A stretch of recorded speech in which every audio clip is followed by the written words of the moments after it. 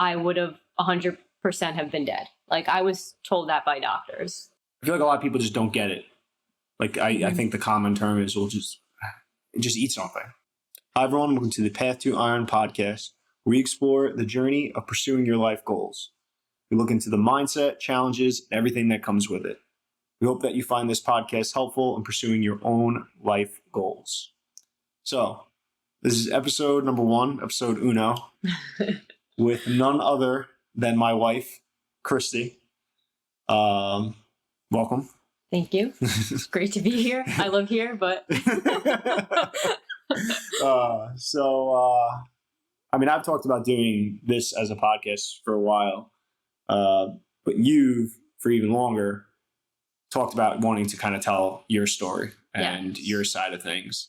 So you're the real reason we're starting this, because you said, I really want to have a conversation and talk about my kind of journey, and you asked to do it. And I said, let's do it. Yeah. So you're welcome, everybody. Yeah. So you're the catalyst. But I guess, first off, explain why you want to share your story, and then I guess get into your story. Yeah.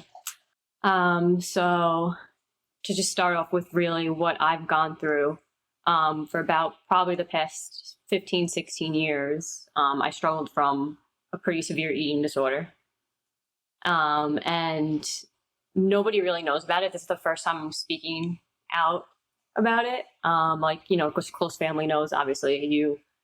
But I think, I don't want to say I've always been embarrassed to kind of talk about it, but there's always, at least when we grew up, there was kind of like this stigma like surrounding it. Mm-hmm. That I kind of just always kept it a secret. But I think I'm finally getting to a point now that if this even helps one person, then I want to talk about it. So yeah, I would say that my biggest goal is to speak out and let people know that they're not alone. And again, if I could help one person, that's really what I want to do. And I mean, I think it might help me to talk about it also, just to feel open about it. Yeah, absolutely. So when did this start? So like I said, about like 15, 16 years ago. So I guess I was about 15 or 16 when it started to really get bad. What's so crazy now is like after, being in therapy and like my outpatient program, and I could go more into detail on that. But once you learn about it, like I can remember having disordered eating thoughts, like we'll call it, as young as I would say like 8 or 9. Okay. So even though the effects of it were probably not until you were a teenager, looking back on it now, there was underlying thoughts well in, like you said, what early age. Right. Yeah. Which of course I didn't know at the time. And I think that, a lot of people aren't educated enough on it. My mom is so educated on it now, but she didn't notice signs of it because we didn't know. It wasn't, like I said, I didn't really realize until now, like when I look back on things and I could realize, but it started to definitely get bad when I was, like I said, I was 15 or 16. And a lot of it had to do with dance, I would say. I grew up a competitive dancer. And of course, that's something where, your body, you're just so in the limelight, and it's important to be, your image, or it's important to be thin. Like most dancers are always thin. That's like, what we're shown or told. So I think I started like trying to diet. I don't like to use that word anymore. But I definitely started to, quote unquote diet. And I just immediately started taking it to an obsessive level.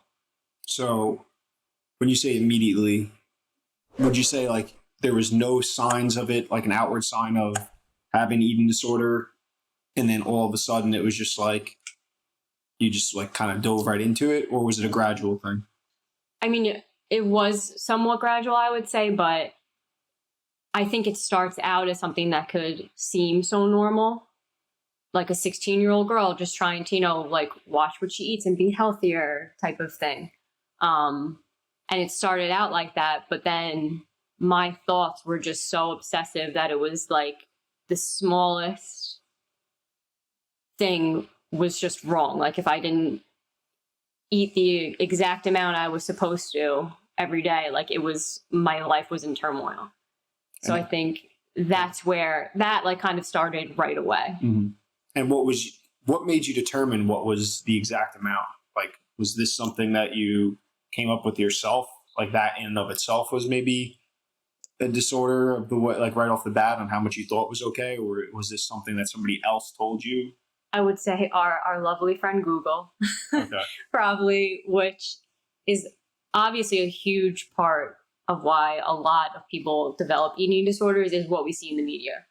Mm-hmm. I mean, thank God we didn't have social media then, because I think about like what myself would have been like as a high schooler, middle schooler with social media.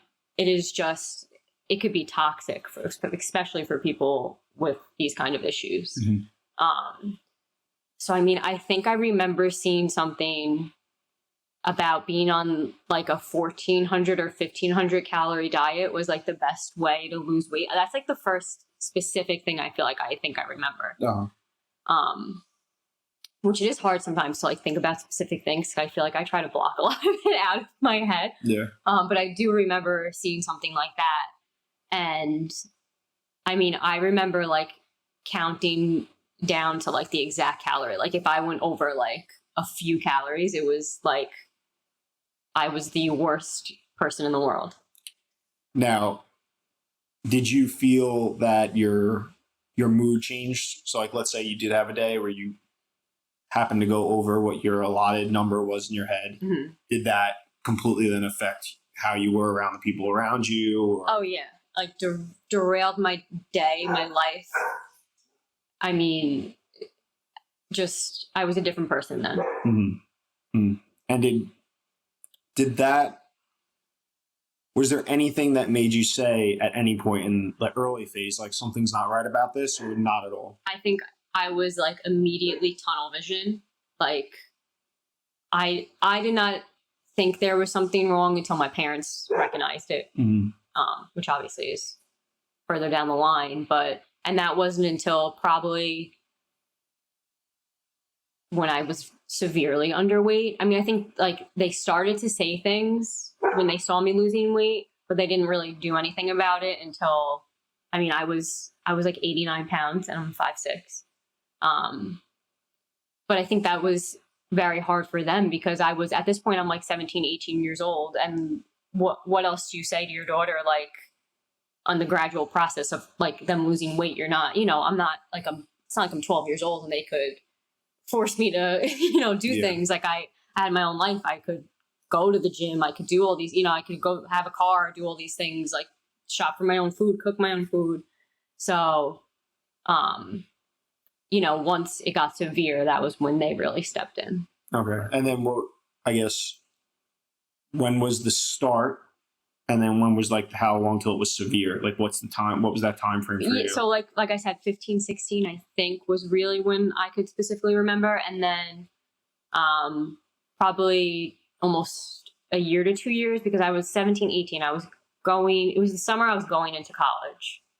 So yeah, I was 17 turning 18. So about a year or two.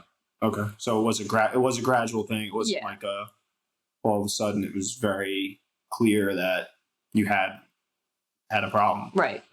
And was there anything that so I just think about going through all these things. I'm sure a lot of people give you like feedback and had things to say to you or made comments to you about like, oh, like maybe you're doing too much. Like, mm-hmm. I know this I was very overweight, and when I was getting in shape, and I really overdid it too, which I kind of went down. I didn't have a eating disorder, but I started going down that path because there's a couple things that you say that remind me of like things that were going on in my head. Mm-hmm. But people make comments that like, I need to eat more, I need to stop, or I'm doing too much, or it's not healthy. Now you're hearing these things, like, what are you telling yourself that made you continue to keep going down that path despite what people were saying? I think this is the part that I don't want to say gets embarrassing, but is harder for me to talk about, and probably a lot of people feel this way. It's almost like addictive. Like it's like a drug. Like when people would tell me I look too thin, I like took that as like an extreme compliment at the time. That I was like, oh wow, I'm like doing something right. I need to even like push even harder to keep doing what I'm doing. Like I need to cut out more kinds of foods. I need to cut my calories in half. Like it was like I am doing the right thing when I heard that. Mm-hmm. So it just kind of like more fueled the fire. Like you looked at them as the outsider and they didn't know what was going on, and you were doing the right thing, and they were all, for lack of a better term, they were all idiots. Right. Yes. Yeah. Yeah. Sounds terrible, but yeah. Yeah. So I guess at the worst of it, like talk everybody through like what that was like. Yeah. I mean, I have to start out by saying how I said like my parents did step in. I've talked about this to them before. If I did not have the support from them and that support system, I would have 100% have been dead. Like I was told that by doctors. Like the path I was going down, like it was that bad. Well, this is something that a lot of people don't know, because I didn't know this until you had told me this, and I've actually heard it many other times, that in terms of, it's because an eating disorder it's a mental disorder. Mm-hmm. It has the highest mortality rate by far. Like by far, there's like nothing even remotely close. And like the percentages, I don't know them off the top of my head, but it's like it's a very, very high rate, which is like I feel like nobody even thinks that. But no, yeah, exactly. But go ahead, you're saying. Yeah, I like to think of people who do not have that support. I mean, that's unfortunately what can end up happening, and it's just, I mean, that's where I feel so lucky, and I say that to this day, that like I've had a support system. I have a support in you. Like I would be nowhere without that. So I just want to say that quick. But when it was its worst, and my parents did take me to a doctor and everything. I mean, my hair was falling out. I was cold all the time. My skin was like not just dry, it was like scaly. I mean, I had osteopenia. I had to get tested for that. So that's basically like premature osteoporosis, which you get when you're like 85 years old. And just because I know not everybody knows what that is, what is both of those in general? Like just general. Like your bone density loss. Bone deterioration. Much. Yeah. So I mean, it was my organs were shutting down essentially. Like that was what. Your whole body. Yeah. Just when I say that too, I like specifically remember. So I was still auditioning and stuff for dance teams at this time, because I became obsessive with that too. And I specifically remember in a solo audition, and we do like jumps and leaps and stuff while we're in dance. And I remember like using everything in me to try to get my like legs off the ground for like a leap, it's called, which is like one of the first jumps they teach you. So I had been doing this for like 15 years. And I felt like I said, I put all my might, everything I had into it. And I must have jumped like 5 inches off the ground. Like I specifically remember that. It was like literally I could not even like move my body anymore. Like, so yeah, it was the physical part was just, I mean, terrible. And then obviously the mental aspect comes along with it, which almost, I don't want to say is worse in a way, but it can be for a lot of people. I mean, I completely isolated myself from everybody. I mean, because I would not go out to eat, obviously. And that's obviously such a huge social aspect of life. If you're gonna, see your friends, go out with family, anything, I would not go out to eat. I wouldn't want to leave my house. It was just, it was terrible. So, I mean, I lost a lot of friends. I didn't see a lot of family for a while other than my immediate family. I have maybe 1 or 2 pictures of myself from the age of 18 to like 21, I want to say. The 2 of those were probably on my 21st birthday because I was just that isolated. So. Yeah. And so you said that your parents were the ones who like interjected. So would you say like, it was like, this was just like kind of this downward slope and they were the ones who stepped in and then like stopped it and like started it on a different trajectory? Yes. And then like when was that and like how did that happen? Right.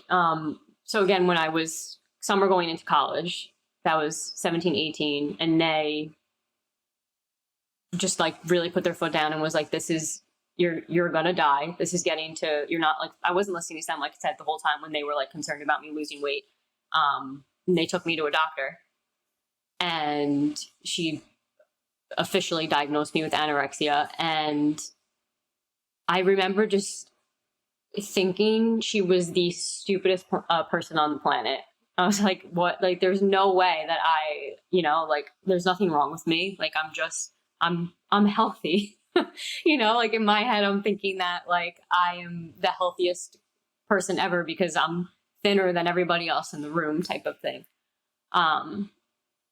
But originally they wanted to put me in an inpatient facility, and I like begged and pleaded with my parents more than anything that I was going to come to terms with this. This was something I had, and I could do like an outpatient program or something like that that would allow me to still go to school. Because again, I was set to go to school in the fall. College, yes. Did you actually believe that? Or were you just saying that just to kind of like get them off your back? If you can even remember. I think like after a lot of conversations with them, I finally kind of started to think I had a problem after that appointment. But I mean, honestly, it was probably a mix of both. Like almost like a compromise in your head? Yeah, I think so. And so, yeah, at the end of the day, they ended up letting me, Kona's joining us. They did end up letting me do an outpatient program. And I think what the original like plan was that if I wasn't doing well enough in a certain amount of time, then that was it. They were going to like hospitalize me. So I guess obviously that was like some sort of motivation, because that was the scariest thought like I could ever have in my mind, was to be put into something like that. So I think that kind of pushed me to try to make the outpatient work. Mm-hmm. But that basically was that I saw a primary care physician, a therapist, and a nutritionist that all worked together. And I mean, I think I was doing one of the 4 times a week. And so I started doing that, like I said, pretty much the summer before college. And I was actually set to go away to college. And this is probably like where I always say was my turning point, I think, where I was really like fully believed I have a problem and I need to do something or I'm going to die type of thing. I was set to go away to school, St. John's in Queens. And I was on the dance team, actually. I'd made the dance team.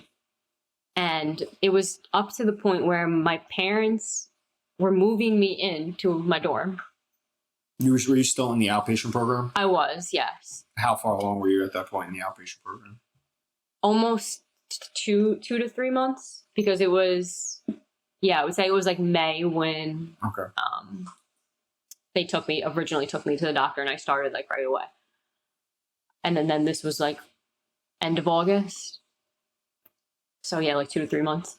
But it was literally moving day. I have all this stuff that my parents bought me to move into a dorm. They're moving me in. And I remember just feeling like I felt overwhelmingly anxious and depressed like that whole day. Like just something was just not right. And I remember sitting on the bed in the dorm room and just thinking to myself, like, if I stay here, I'm going to die. Like, if I go away to school and I'm like on my own more, where like nobody's going to know what I'm doing, and I'm going to be on this dance team.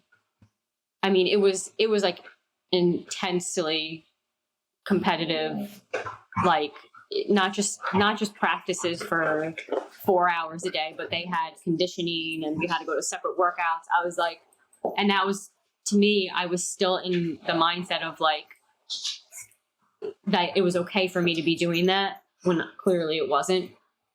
So I really remember that was like my switch of like, I cannot stay here. I'm going to die. I need to stay home for school. There's no like, if I continue down this path, like this is it. Sorry, everybody. Kona's going all nuts. Kona, come here. Enough. So I think, I mean, I guess that was like one of my proudest moments because I finally like consciously saw that there was an issue and I was actually ready to really do something about it. So I left. I went home and I did not go to school there. And how did your parents take that like moment? Because they're with you, I'm assuming. Yeah. Like, you're at the dorm. Yes. Okay. She, like basically halfway moved into the dorm. They were obviously upset. I mean, what parent wouldn't be upset that they just, spent all this money and time and whatnot? But obviously the number one concern was always my health. And when I ended up explaining to them the reasoning behind it, then obviously, of course, they understood. But I mean, it was probably like one of the hardest but most important decisions, I'd say, of my life. So the turning point. Yeah. So you now decide you're not doing that, going back home. You still went to school there, or you didn't go? You went to a different school? I ended up going to Farmingdale, which is on Long Island where we live, which you went to also. I know, I was laughing. That's why I said too, because I was there with you. We didn't even know. We didn't even know, yeah. Which is probably good, because you probably wouldn't have wanted to date me. You definitely wouldn't have wanted to date me back then. I was old. So I continued with the outpatient program and went to Farmingdale locally. Yeah. And now, how long were you in the outpatient program for? I think it was almost 5 years, I want to say. It was 5 years where, they considered me weight restored. They call it, I mean, it was probably before 5 years. I'm sorry that I was weight restored. I'd probably say that was within like 1 to 2 years. But I still continued, being monitored. Therapy is a very important thing to continue. So I continued it, not as intensely, but overall it was about 5 years. And throughout that process, was there further turning points? Because clearly that dorm room day that you moved in, that was clearly the day where you came to terms with, like, you actually came to terms with you having a problem, because nobody was pushing you to not go. Nobody was telling you had to do anything. Nobody, like, you 100% purely on your own made that decision. Yeah. So I look at that as the moment that you actually said, I need to do this. Was there any other turning points throughout the process? Because obviously getting your weight restored from a health perspective and a physical perspective is a huge turning point. But what about from a mental perspective? Like, were there any milestones that you had come across during that process? I mean, there's probably so many that it's like hard for me to really anything that sticks out, remember. I mean, I think that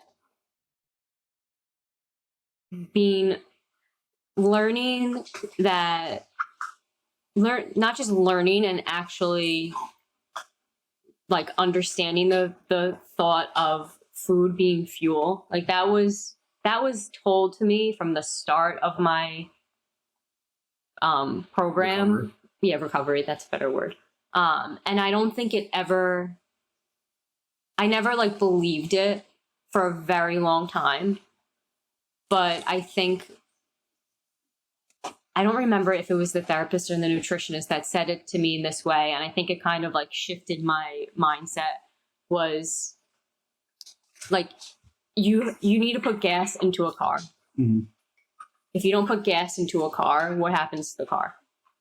It's not gonna go anywhere. It's gonna stop running. She said to me, you need to picture your body like a car, and food, any type of food it is fuel. Mm-hmm. And that like was probably one of the first times I remember like my mindset switching a little bit more to looking at food as exactly that, more so that it's fuel. It's not, there's not good and bad foods. Like that was such a, and I mean, and I could talk more about this. But I mean, I still have those issues to this day. That's something that's still kind of a journey. Like I don't consider myself fully recovered yet. And you know this. I think that it's definitely possible, but I definitely think I'm still kind of on that journey to this day. But I think, I mean, maybe that's a mindset that's going to switch in my head soon is the good and bad foods. But the food is fuel is something I definitely specifically remember switching my mindset, and still helps me to this day. Yeah. And I think that's the thing that I know from like my perspective is it's the mindsets part that's doesn't go away that easy. Yeah. Like you talk about, them saying, what do they say? Your weight restored, Mm-hmm. which I assume they look at it from a health perspective. Like, right. Okay, you're at a healthy, life-sustaining your weight. BMI is normal. Yeah. That whole thing. I know. I don't like that, but you're at a weight where you can sustain life. That's probably how I think they must be looking at it. Yes. But that is just like, that's just one part of it. Like there's still the mindset behind it. It's almost like you look at like an alcoholic. It's like, well, they're sober.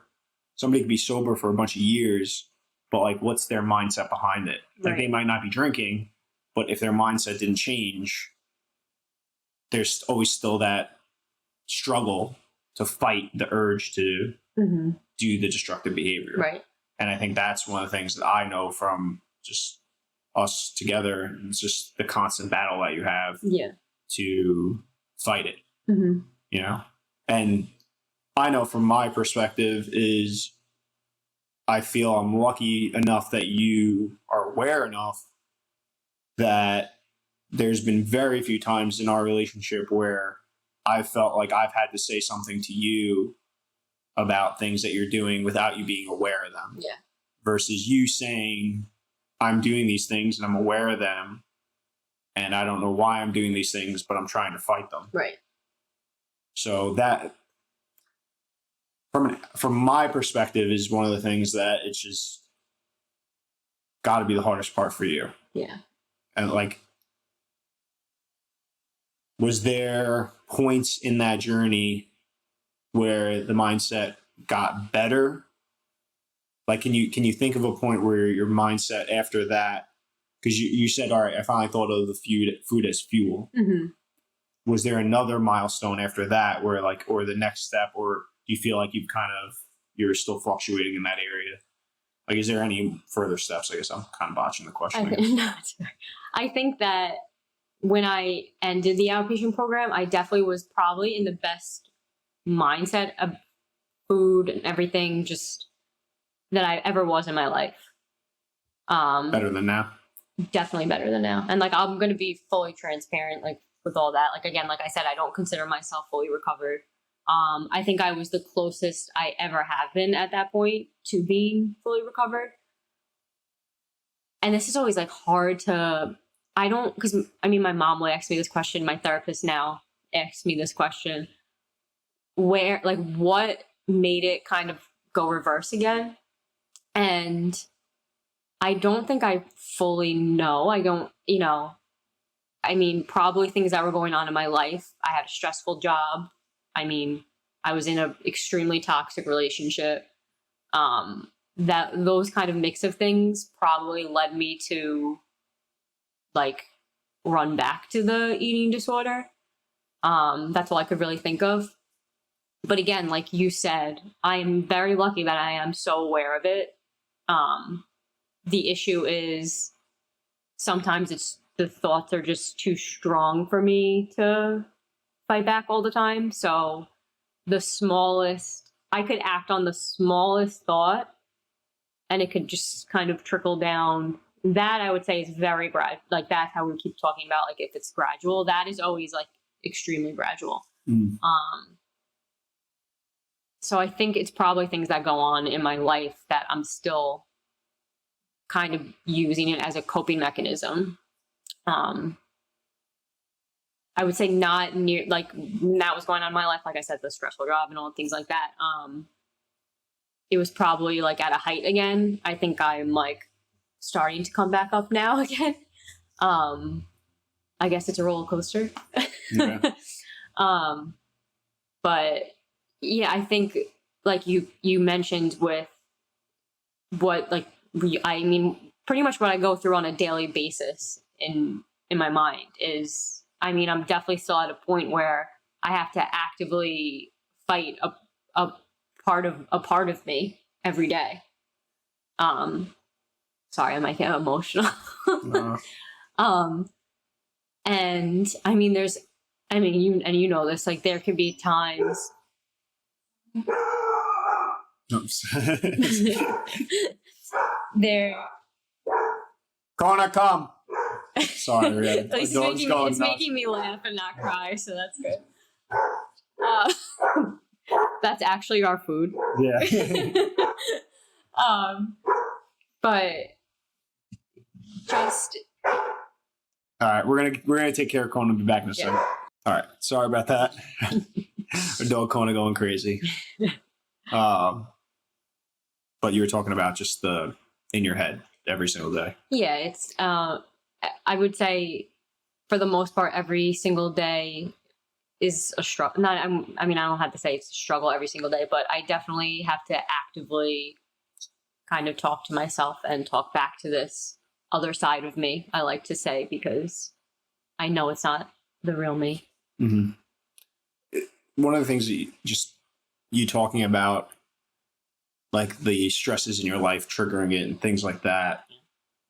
I think what I thought prior to like us being together and really knowing what you're going through, and I think what a lot of people thought, and then it's like, how do I word this? I feel like a lot of people just don't get it.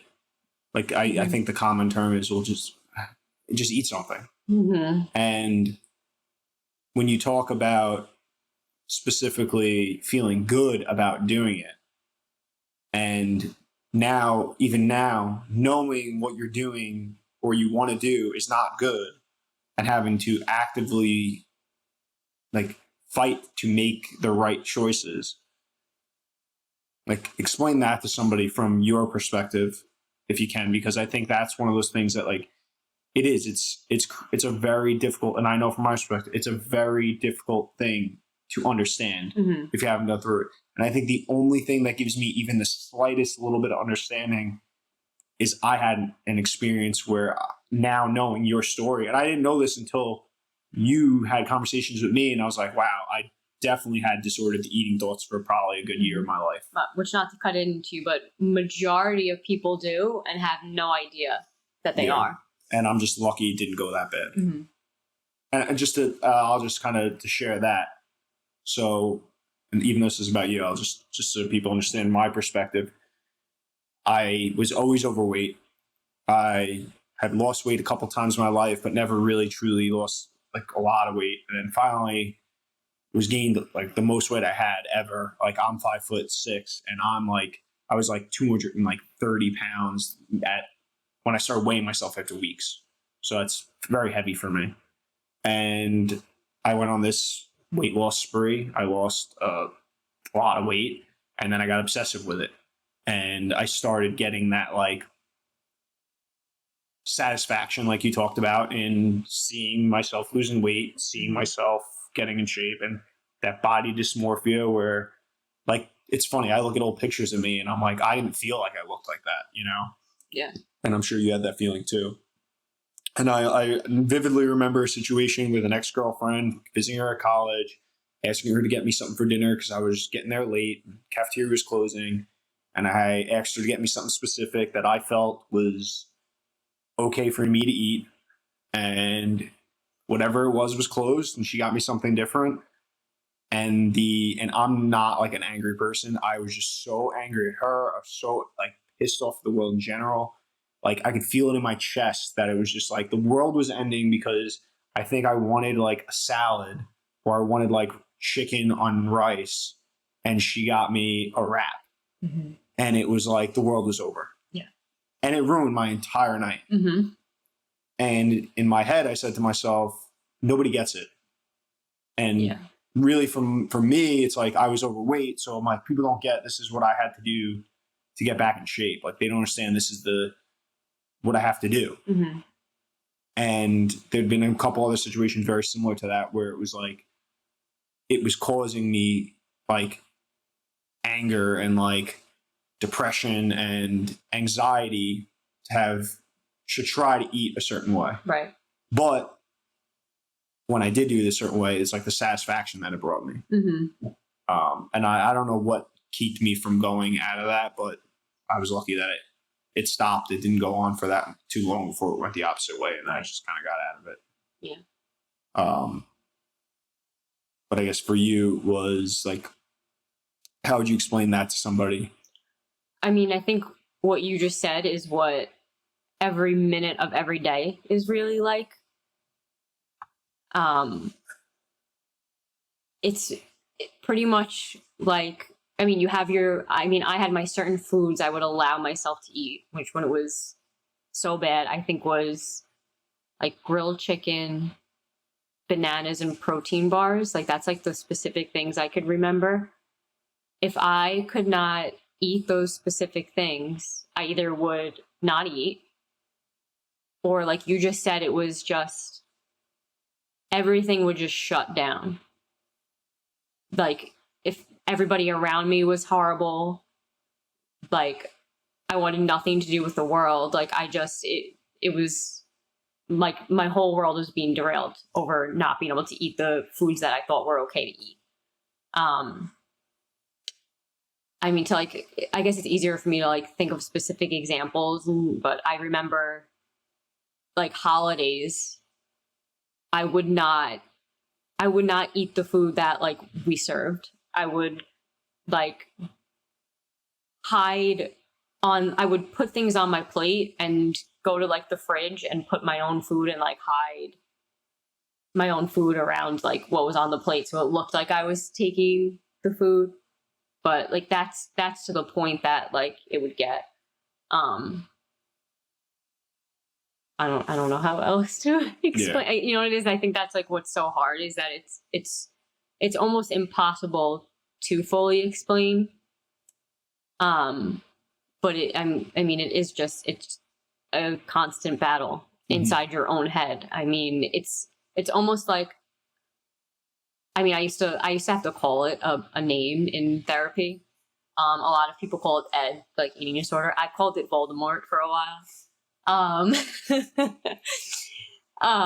But it sounds so crazy, but that's really what it is. It's like this person is inside your head telling you like, if you eat that, you are the worst thing to walk this planet. Like you do not deserve to live. Like you're weak.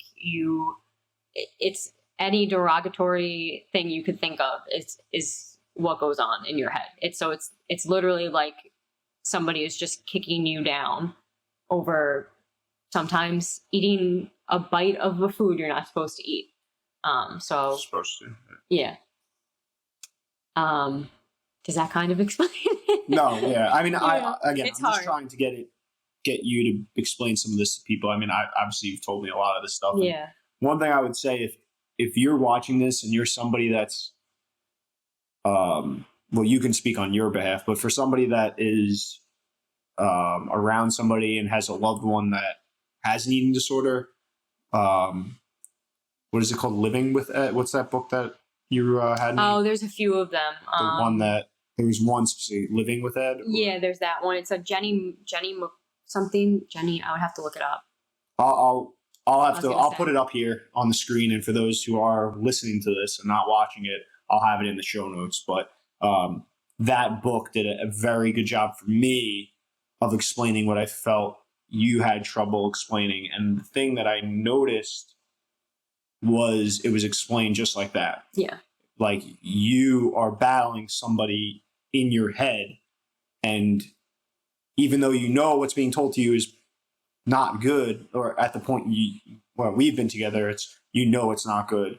It's that constant battle. The only thing I could like equate it to for somebody who doesn't know what that feels like at all, like can't even comprehend it, is, I mean, just look at what anybody does that's not healthy. I mean, look, I had, and still every now and then have a bad nicotine habit.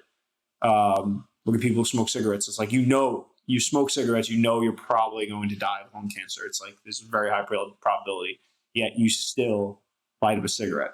And you look at people with drinking, like, you know it's not good, but you still do it. Mm-hmm. You look at people, even when we're like, there's people in relationships, like, you know you're in a toxic relationship, you continue to do it. It's just, I think it all comes down to whatever the thing is. It's that this provides me comfort, and this either provides me comfort or provides me with some sort of sense of control. Yeah. And I think that's what I felt when I was having those thoughts was, I can control, like, this is me, I'm controlling, like, I own this, like, this is me doing, like, it was almost like a proud, like, I have control over all this. Mm-hmm. Sorry, am I cutting? No.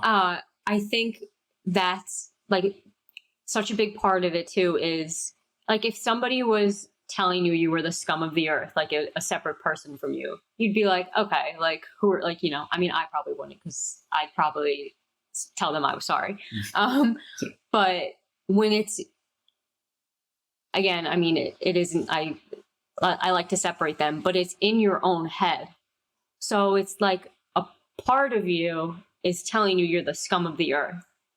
To fight that off compared to, you know, like a separate life person telling you you're, you know, doing something wrong is so different. It's, I mean, the mindset is just, I mean, it's not even comparable. Yeah. So I think that is a better way to explain it too. Yeah. And that was, I was just listening to Joe Rogan podcast with, I think it was Peter Attia, and he was talking about him struggling with just mindset stuff and anger. And he said he would tell himself things that he would never in a million years tell somebody else. And the way he treated himself and the things that he said internally were like, he would never do it to somebody else.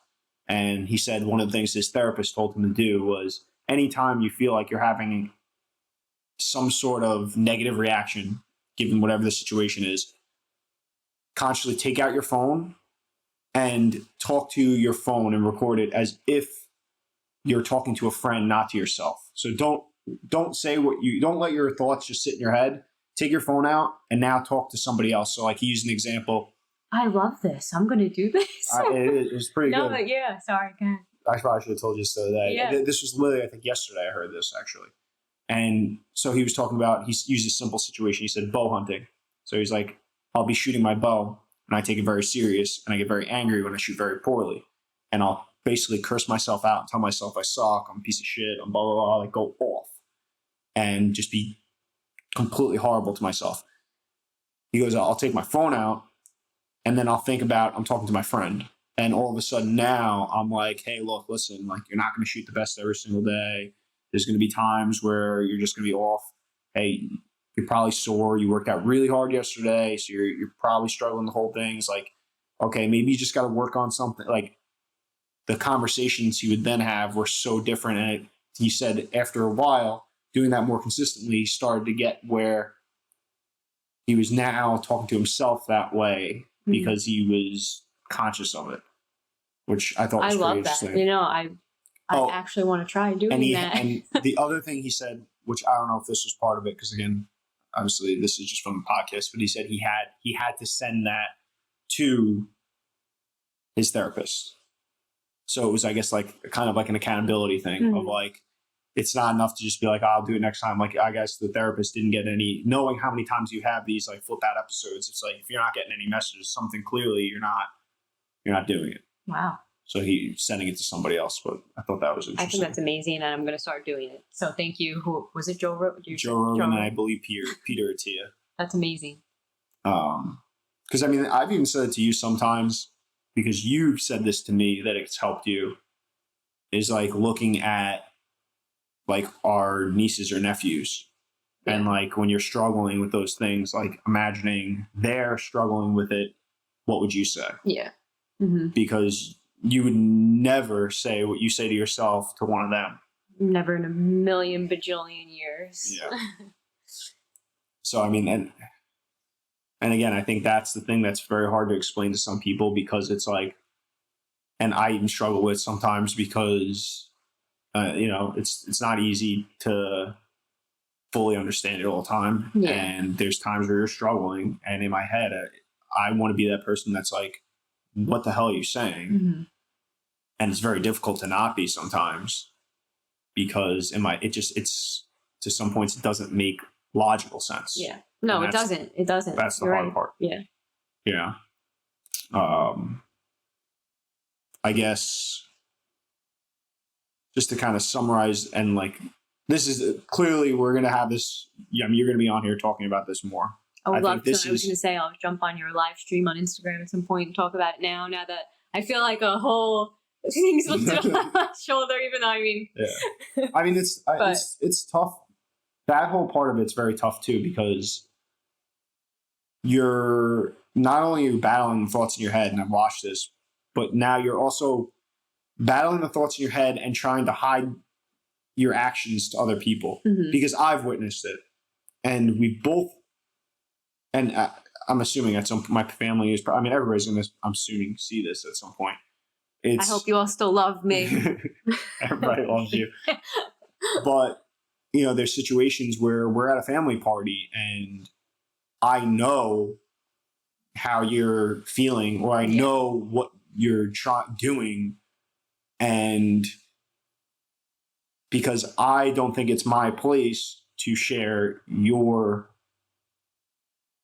challenges with other people, it's sometimes like you feel the burden of like, how do I help hide this? And I know that's something that you're dealing with too. On top of trying to overcome it, you're also trying to hide it to those people that don't know, or like, and it becomes very hard, because I mean, I've been in the room where there's people that don't mean anything by it that say comments to you many times, all the time. Yeah. And they don't realize, because they don't really truly know. Right. Which, but in completely innocent. Yeah. But in my head, it's like, man, and now I know what's going through your head to an extent. Right. And so the fact that now you're able to talk about it, I know it's a big, lift off for you too. And even just, it's a big step for me, even. I mean, I definitely struggle with like the anxiety side of things still. And that is, I mean, a huge anxiety for me of like people, I don't want to say judging me. I think you've taught me to not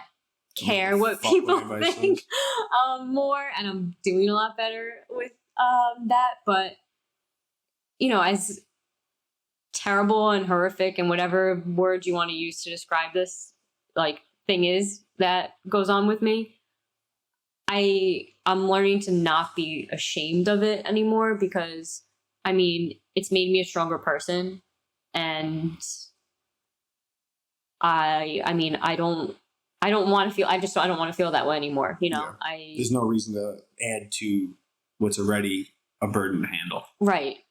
And anybody that loves me and is close to me is, going to understand. That's how I look at it too, And even if people, this is the thing that for me too, it's like, even if people don't understand, because I'll be honest, I do a lot of shit that nobody understands. Like, I mean, I guess that's the wrong word, not understand, but but what I'm trying to say is like, they're not going to look at me differently. and even that, who gives a shit, you know? But I still struggle with that. It's more of you not having to feel like if you do something that shows that you have an eating disorder, not sitting there anxiously wondering, oh my God, does everybody realize I didn't eat something? Is everybody looking at my plate? Is everybody like, there is no more of like trying to hide what you're doing. It's like, once it's out there, there's no more like, I hope somebody doesn't notice and like question me. Right. Yeah. And I think that's the big thing now. It's just like, it's just more about focusing on you and you doing the right thing for yourself. Yeah, definitely. If you could summarize where you're at right now, how would you, because again, we're going to probably be having conversations around this. You're going to be back on here many, many times. How would you summarize how you feel where you're at right now? However you could put that into words. Again, I don't like to say that I'm recovered because I'm definitely not. I like to say that I'm actively in recovery. I think a lot thanks to you, my mindset has not completely, but is really progressively changing, and I'm progressively getting to a more balanced approach to everything in my life. It's an uphill battle, but I think I'm learning even more, again, how I said before, like food is fuel. Blah, blah, blah. I'm trying to focus more on that and keeping all foods in my diet. And also, I guess with like the gym and stuff like that, I'm kind of trying to focus more, like how you say, like on a performance aspect of it. Like I'm looking to kind of get stronger in weightlifting, and like you're helping me out with that, of looking at like I need to properly fuel my body. So I think that's kind of where I'm at, focusing more on that. Yeah. Yeah. I mean, you still have, like you said, you still have the mental challenges, like you still deal with that on a regular basis. I think you do a good job at pushing yourself, but sometimes there's repercussions that come with pushing yourself that you have to learn to deal with to continue to progress. That's definitely something that, you know, I've just seen. It's like sometimes you're able to take the step, but then it's being able to deal with the emotional follow-up of taking that step is, I mean, I know is a big challenge for you, and being able, I think balance, I mean, everybody, it's really balance. I mean, you, even with the gym, like finding a way to balance the right amount of work in the gym that you're doing with balancing eating to fuel yourself, with balancing being able to go out and eat what you want and enjoy yourself. Actually live my life. That's what I didn't do for basically half of my life at this point. So I'm trying. I think that's the ultimate goal, is to live my life to the fullest, which I have not done for, like I said, basically half of my life. And you said this on a live stream, something about like small steps. Am I making that up? Probably not, but I don't know half the stuff. I don't remember half the stuff. But I think that's like what my focus is right now, that every small step is a point in the right direction.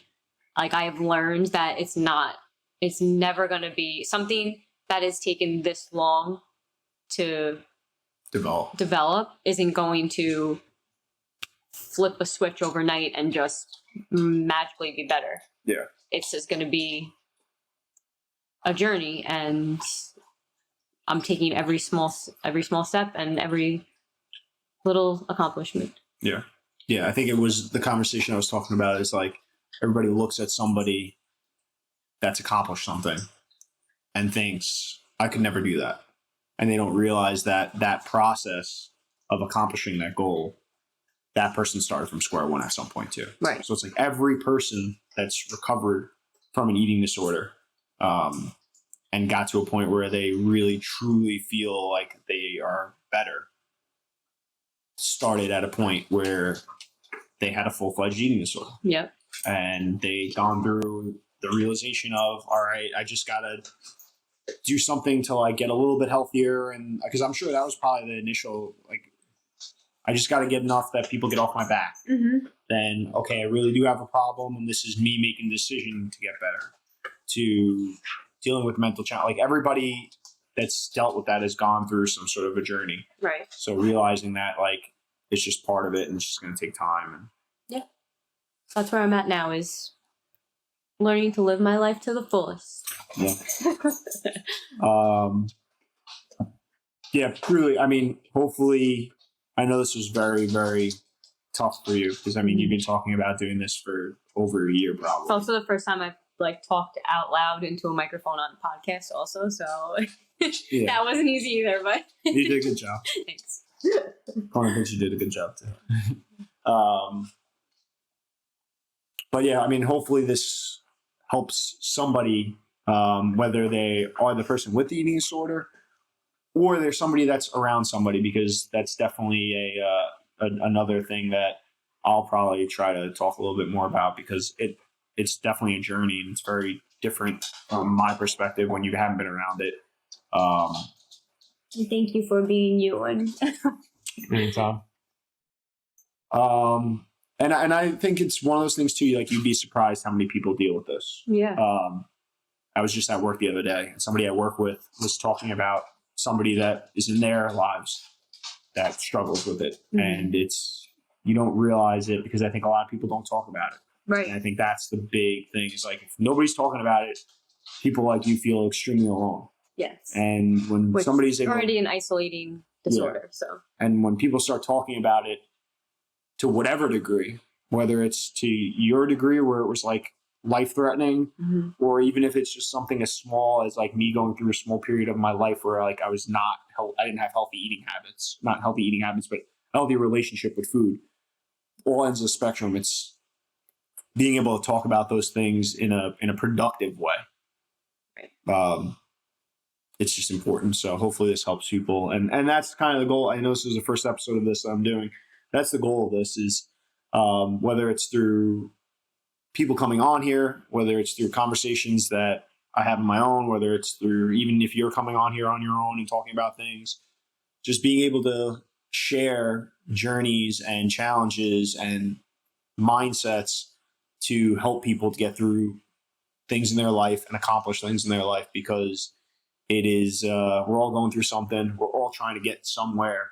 And there's a lot of similarities in how you can get those things accomplished no matter what they are. So hopefully this podcast can help people out. Yes. Any last words? I can't say my usual have a magical day. Why not? Say whatever you want. I'm going to say grow through what you go through. That's been my latest. What you go through. Yes. All right. My always thing I always say, stay disciplined. And that's Kona's last words. He needs water.